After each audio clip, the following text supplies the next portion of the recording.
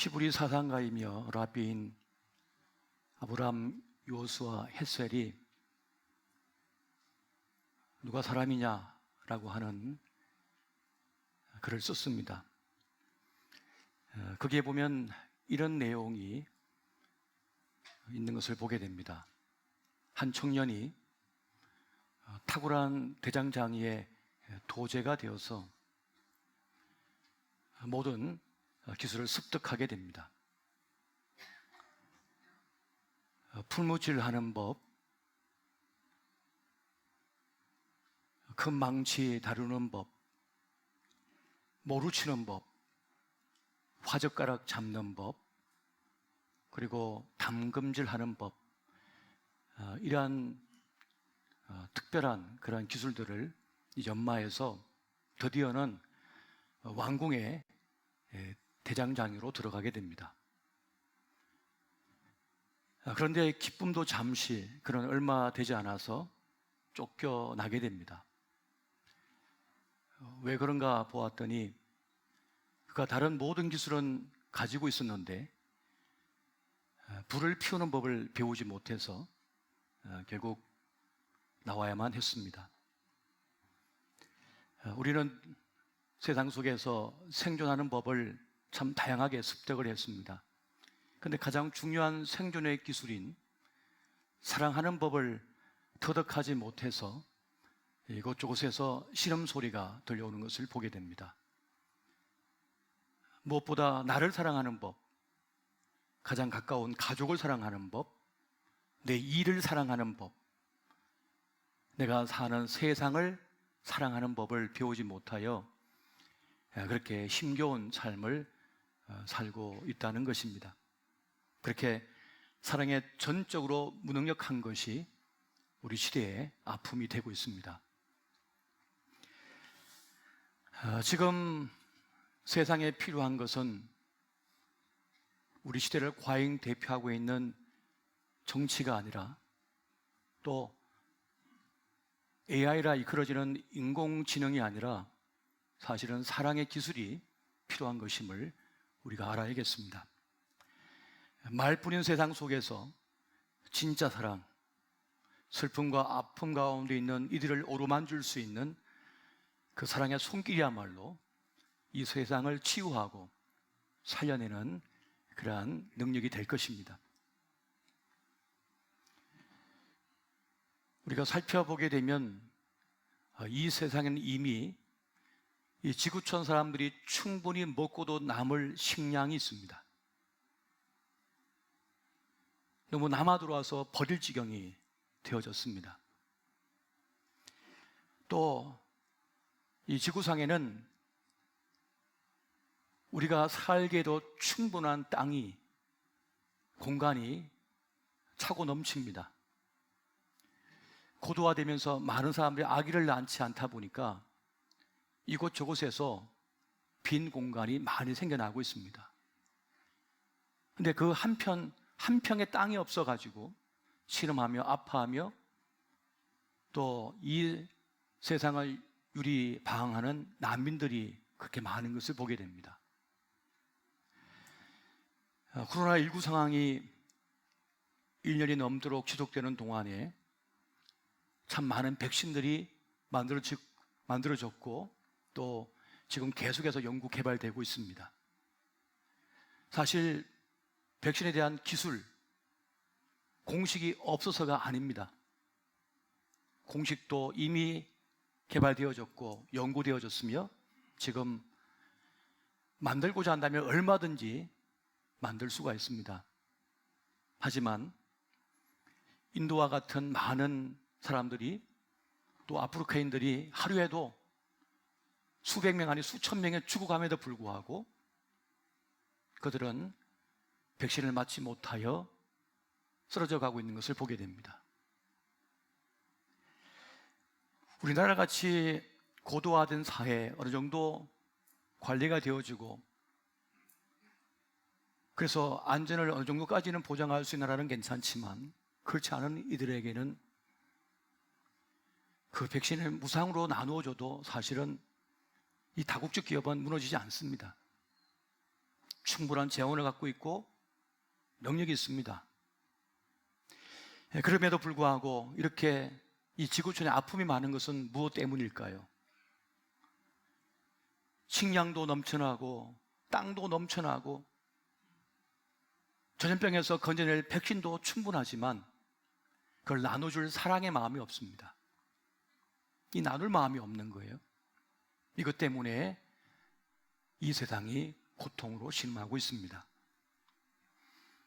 그렇게 그 어느 때보다 우리는 사랑의 정신, 박의 정신이 필요한 그런 때를 살아가고 있습니다.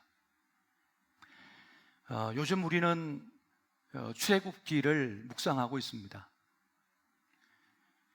그 출애굽기를 통해서 배우는 바는 하나님께서 피라미드 구조상의 가장 밑바닥에 있는 히브리 사람들을 참으로 열심히 사랑하고 계시다 하는 것을 우리가 보게 됩니다. 그러면서 미얀마를 떠올려 보게 됩니다. 군부의 쿠데타로 인하여 많은 시민들이 민주화 시위에 나섰습니다. 미얀마 군부는 참 오랜 세월 동안 또 현재까지 200여 개가 넘는 공기업을 운영하고 있습니다. 심지어는 방송국을 운영을 하고 있고 언론기관을 다 장악해서 운영하고 있습니다. 항공업을 다 장악해서 운영하고 있습니다. 식품업계를 다 장악해서 운영하고 있습니다. 백화점, 고가의 수입 제품들 다 간장하고 있습니다. 하지만 대부분의 국민들은 기아에 허덕이고 있는 경우가 많습니다. 하루 벌어 하루 먹는 일이 참 많습니다. 그렇게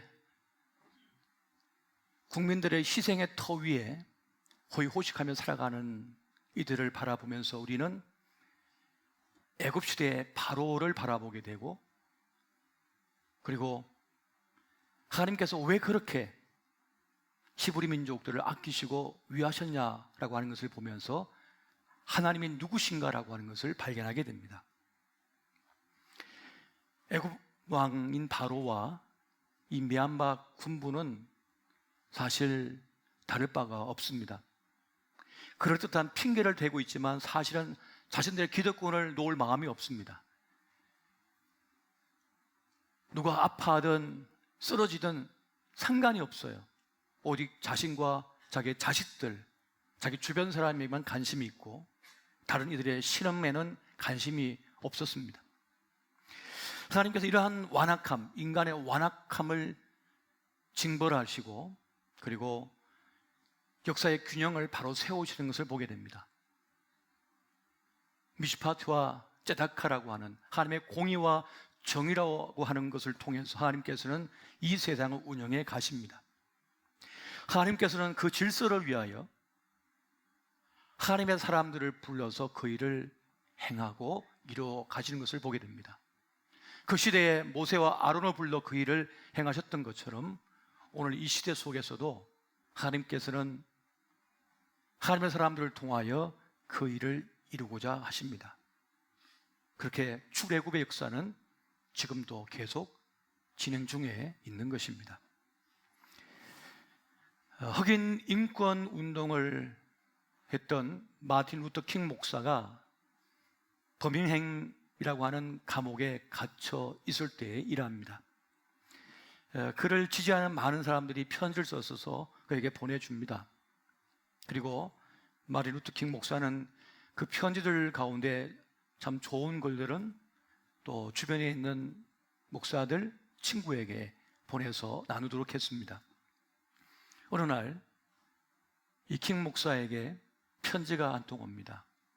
텍사스에 거주하는 한 백인 청년이 보낸 편지였습니다.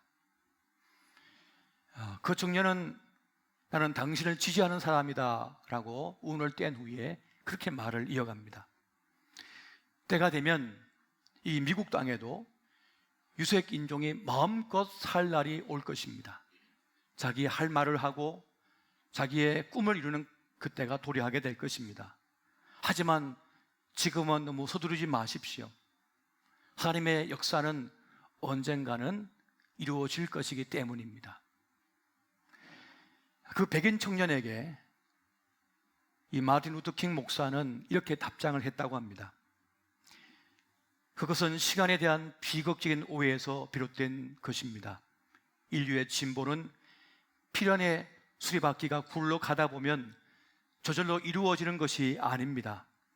인류의 진보는 신의 협조자가 되고자 하는 사람들의 지칠 줄 모르는 그 노력, 그 애씀을 통하여 이루어지는 것입니다. 사랑이란 무엇일까요? 힘겨운 이들을 돌아보며 염려하는 마음이 바로 사랑입니다. 예수님께서 말씀하셨습니다. 친구를 위하여 목숨을 부리는 것보다 더 큰 사랑이 없나니. 우리 주님께서는 그 큰 사랑을 몸소 우리에게 증명하셨습니다. 자신을 깨트려서 생명의 길을, 그 생수를 우리에게 마시게 해주신 것입니다. 히브리서 10장 19, 20절 보니까 이렇게 말씀해요. 그러므로 형제들아, 우리가 예수의 피를 힘입어 성소에 들어갈 담력을 얻었나니 그 길은 우리를 위하여 휘장 가운데로 열어놓으신 새로운 살 길이요 휘장 곧 그의 육체니라. 그의 몸을 깨트려 흘러나온 그 보혈의 피가 우리에게 생명의 생명수가 되었다는 것입니다. 그걸 마시는 자마다 살아나게 되었다는 것이죠. 이렇게 주님께서는 자신을 깨트려 우리에게 살 길을 열어주신 것이었습니다. 우리가 주님으로부터 배우는 그 길은 무엇입니까? 바로 누군가에게 살 길을 열어주는 겁니다. 새로운 인생을 살도록 우리가 그 삶에 개입하여 낭떠러지로 가는 그 길을 막고 새로운 살 길, 생명의 길로 이끌어주는 겁니다. 이것이 바로 우리가 주님으로부터 배우는 사랑의 모습, 사랑의 손길인 것입니다. 그렇게 예수님께서는 제 많은 인생들에게 돌입하여 개입하여 들어와 주셨습니다. 죄와 허물로 죽어 아무도 그들도 보지 않는 그들에게 주님께서는 들어오셔서 연루되셨습니다. 죄 없는 그분이 죄를 대신 짊어지신 거예요. 죄로 인하여 죽을 우리 인생에게 찾아오셔서 자기를 묶으셨어요. 우리가 맞을 매와 채찍과 침뱉음과 조롱을 주님께서 다 받으셨습니다. 그리고 십자가에 죽으시고 부활하심으로 그 저주의 사슬을, 죄와 사망의 사슬을 끊어버리시고 새 삶으로 인도하여 주신 것이었습니다. 이것이 바로 복음이며 진짜 사랑이 되는 것입니다. 그러므로 여러분, 사랑은 말로 떠드는 것이 아닙니다. 나를 깨트리지 않는 것은 사랑이 아닙니다. 사랑은 희생이기 때문에 그렇습니다. 마태복음 5장 16절 보니까 이같이 너희 빛이 사람 앞에 비치게 하여 그들로 너희 착한 행실을 보고 하늘에 계신 너희 아버지께 영광을 돌리게 하라 라고 주님께서 말씀하셨습니다. 예수님께서는 우리에게 말씀하실 때 소금이 되거라, 빛이 되거라 하신 적이 없습니다. 그냥 너는 소금이다, 너는 빛이다, 그렇게 말씀하신 거예요. 여러분, 소금은 우리의 사랑이 어떠해야 하는지를 분명하게 알려주고 있습니다. 소금은 자신을 희생시켜 녹임을 통하여 부패를 막고 그리고 맛을 냅니다. 이것이 바로 사랑의 본 모습인 것이죠. 여러분, 사랑하게 되면 자신을 깨트리게 되어 있습니다. 자신을 희생하게 되어 있습니다. 손해보게 되어 있습니다. 더 주지 못해 미안한 것이 사랑의 마음이거든요. 여러분, 우리가 신앙생활을 참 많이 합니다. 믿음 생활을 참 많이 합니다. 그리고 성경을 많이 읽었습니다. 그럼에도 불구하고 왜 신앙생활에 기쁨을 느껴지지 않고 불행감만 가득할까요?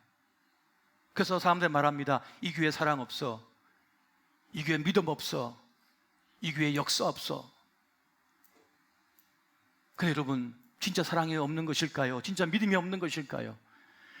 우리가 내 받을 사랑만 계수하다 보니까, 얻어먹을 생각만 하니까, 받아먹을 생각만 하니까, 그 사람을 갈구만 하니까 우리는 사해가 되고 있습니다. 진짜 신앙생활의 행복은 다른 데 있는 것이 아닙니다. 내가 누군가를 사랑해 줄 때입니다. 나를 깨트려서 사랑할 때입니다. 말은 사랑한다 하지만 조금 더 깨트릴 마음이 없어요. 자기를 희생시킬 마음이 없어요. 양보할 마음이 없어요. 물러설 마음이 없어요. 그렇기 때문에 신앙생활이, 믿음생활이 불행한 것입니다. 교회를 수천 번, 수만 번 옮겨봐도 똑같아요. 나를 깨트리지 않는 이상은, 나를 희생시키지 않는 이상은 절대로 십자가 사랑은 느껴지지 않을 것이기 때문에 그렇습니다. 주님께서 말씀하셨습니다. 믿으라고 하신 적이 없어요. 나를 따라오너라 라고 말씀하셨습니다. 귀신들도 믿고 떤다 그랬어요. 믿는 것이 중요한 것이 아니라 주님을 따르는 것이 중요합니다. 그래서 자기 십자가를 짊어지고 나를 따라올 것이니라 라고 주님께서 말씀하신 것이었습니다. 요한복음 3장 18절의 말씀은 그래서 우리에게 강력한 메시지가 됩니다. 같이 한번 읽어보겠습니다. 시작. 자녀들아, 우리가 말과 혀로만 사랑하지 말고 행함과 진실함으로 하자. 한 번 더 합니다. 자녀들아, 우리가 말과 혀로만 사랑하지 말고 행함과 진실함으로 하자. 지금은 무정한 시대에 있습니다. 우리는 무정한 시대를 살아가고 있습니다. 사랑이 없어요. 이 시대에 우리를 부르신 까닭은 무엇일까요? 그럼에도 불구하고 사랑을 초래하지 말고 포기하지 말 것을 말씀합니다. 이웃의 문제를 해결해 주기 위하여 발부둥 칠 때, 그때 주님께서 우리의 기도를 들어주십니다. 나를 위한 이기적인 기도가 아니라 누군가를 위한 전폭적인 그 기도, 눈물의 기도를 주님께서 들으시고 역사를 행하여 주기 시작하십니다. 그때 우리는 진짜 신앙생활의 참맛, 사랑의 맛을 느끼게 되는 것입니다. 여러분, 좋은 세상은 일거에 오지 않습니다. 그러나 우리는 그 일을 위하여 부르심을 받은 것입니다. 미국의 플로리다 주에 피츠버그에 정비소를 운영하는 한 사람이 있었습니다. 리처드 뉴베리라고 하는 이 사람이 이 자동차 정비소를 운영하고 있었는데 늘 아침마다 자기 정비소 앞을 지나가는 한 여성을 눈여겨보게 됩니다. 왜냐하면 1년 내내 그 여성은 똑같은 시간대에 마치 세상을 다 잃어버린 표정으로 그렇게 울면서 그 앞을 지나갔기 때문입니다. 거의 1년이 다 되어갈 쯤 이 리처드의 마음이 감동으로 복받치기 시작합니다. 그래서 그 여인을 부릅니다. 내가 오랜 시간 동안 당신을 지켜봤는데 왜 그런 표정으로 그렇게 울면서 우리 정비소 앞을 지나갑니까? 그랬더니 그 앞에 털썩 주저앉은 이 여성, 누네라고 하는 이 여성은 자기의 사연을 이야기하기 시작합니다. 1년 전 자기 사랑하는 아들이 이라크에 파병을 갔다가 돌아왔는데 이 외상후 스트레스 정세를 가지면서 직장을 얻지 못하고 밤잠을 이루지 못하다가 급기야는 술에 빠지더니 마약을 손대기 시작했어요. 그래도 이 전쟁의 상흔이 사라지지 않아서 결국은 자기 스스로 자기의 생애를 마감해 버리고 말았습니다. 생태 같은 아들을 잃은 이 엄마는 고통과 절망 속에 죽어버리고 싶었지만 아직 어린 자식 둘이 더 있었기 때문에 그 자식들을 키우기 위해서 밤낮 없이 청소부일을 했습니다. 그래도 정신없이 살지만 슬픔이 가시지가 않는 거예요. 고통이 가시지가 않는 거예요. 그래서 이제 내가 내 삶을 끝낼까 하는 찰나 당신 나를 부른 거라고 이야기를 합니다.